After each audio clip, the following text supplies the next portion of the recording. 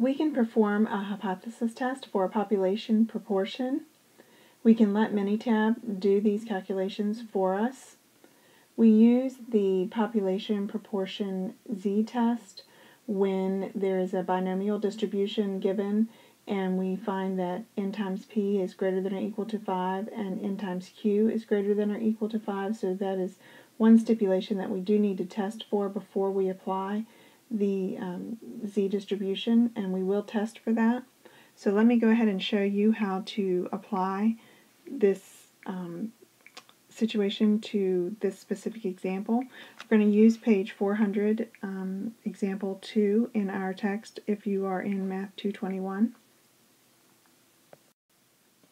So let's say we have a research center that's claiming that 25% of college graduates think that a college degree is not worth the cost. You test this claim and ask a random sample of 200 college students whether they think it is worth the cost. Of those surveyed, 21% reply yes. At alpha equal to 0.10 or a confidence of 90%, is there enough evidence to reject the claim? So the first thing we need to do is, like I said, test to make sure that you can use the z-test, and it's really a simple calculation. We just need to test to see that n times p is greater than or equal to 5 and n times q is greater than or equal to 5. And I don't have my or equal to symbol there, and I really should. So I'm going to go ahead and put that in there. So what is n in this problem? N is my sample size, as it is with all problems. N is the universal symbol for n in any statistics class. So n is 200. P is my proportion, so it's 25.25. And Q, remember, is the opposite of P, or the complement of P, so 1 minus 0.25 is 0.75. So very quickly we can do those calculations, and we can say n times p, we say 200 times 0.25, and we ask ourselves, is that result greater than or equal to 5? So we have 200 times 0.25, and that gives us 50, and yes, that is greater than 5. And we know that n times q is going to be greater than 5 too, but let's go ahead and just look at that calculation. 200 times 0.75 gives us 150, and yes, that is greater than or equal to 5. So we can go ahead and use our z distribution on this problem. The next step is always going to be to go ahead and write your hypotheses. And the first step in writing your hypotheses is to go ahead and write the claim. And in this problem, the claim is that 25% of college graduates think that a college degree is not worth the cost. So that's saying that P is equal to 0.25. And then we need to determine what our null and alternative hypotheses are. Well, the null hypothesis is the only one that can contain the statement of equality, and since the claim contains the statement of equality, we're going to go ahead and use that as our null hypothesis.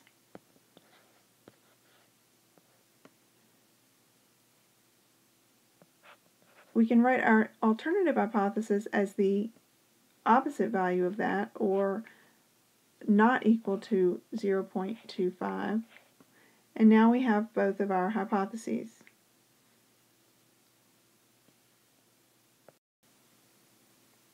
Now, as we get ready to enter this information into Minitab, there are a few more pieces of information that we need to pull out of the problem in order to get ready to go into Minitab.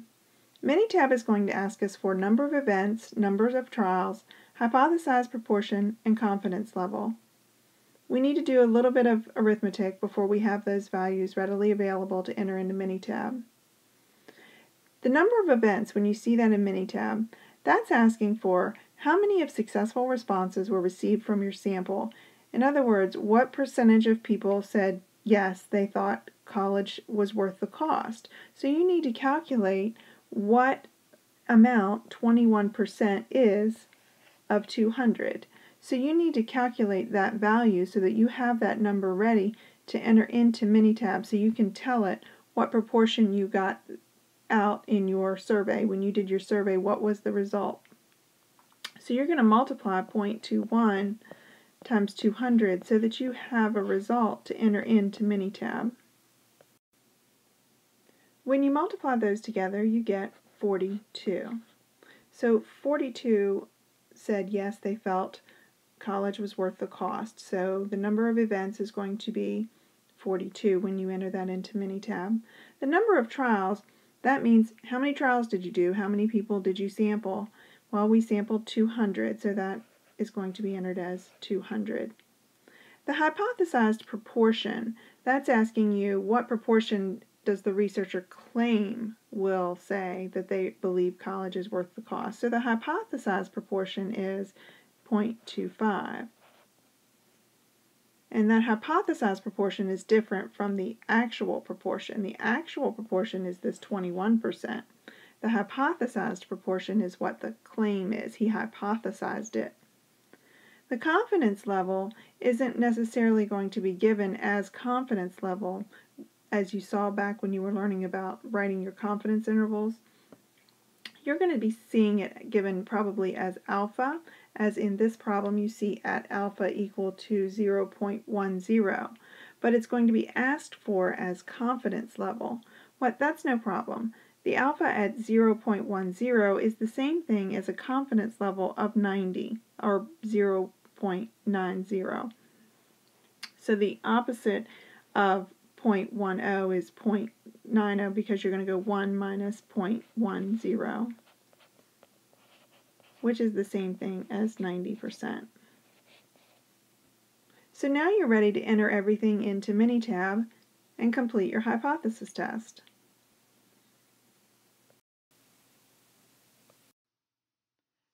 Open Minitab and go under Stat, Basic Statistics, 1 Proportion.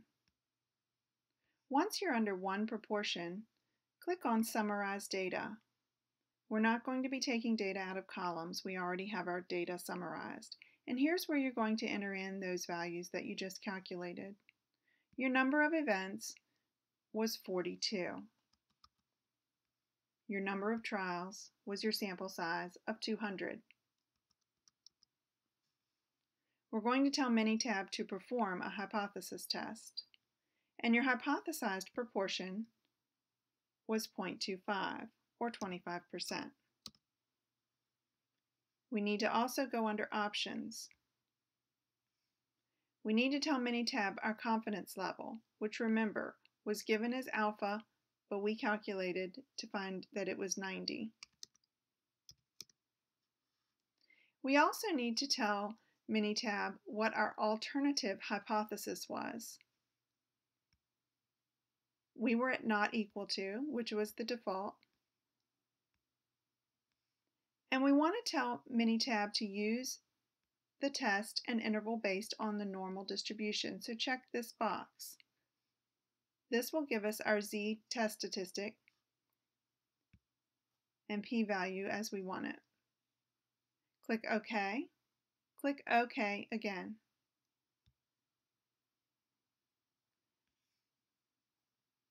Minitab gives us our values in the output window.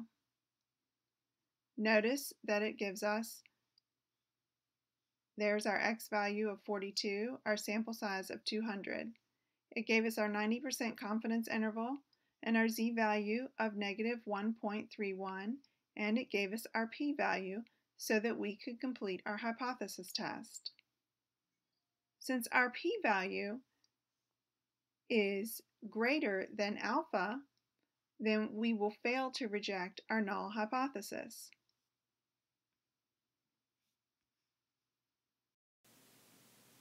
So this tells us that there's not enough evidence at the 10% level of significance to reject the claim that 25% of college graduates think a college degree is not worth the cost. Now, if you have trouble writing that formal conclusion, take a look at this flowchart that I've created to help you set up and write that formal conclusion. If you use this chart, you would start right here once you finish your hypothesis test. And the first question you ask yourself is, did I use the claim of the problem to write my null hypothesis? And in our problem, we did use the claim. Remember, the claim was that 25% of the students thought that the degree was not worth the cost. We used p equal to 0.25 to write our null hypothesis. So that means we would go this direction. And then we ask ourselves, did we reject the null? Well, no, we didn't. So we would come on down here, and that is how we would word our conclusion. And we would just insert into that conclusion information that was relative to our specific problem. So our specific wording is that there is not enough evidence at the 10% level of significance to reject the claim that 25% of college graduates think a college degree is not worth the cost. So you could use this flowchart and apply it to any problem. It's really quite simple.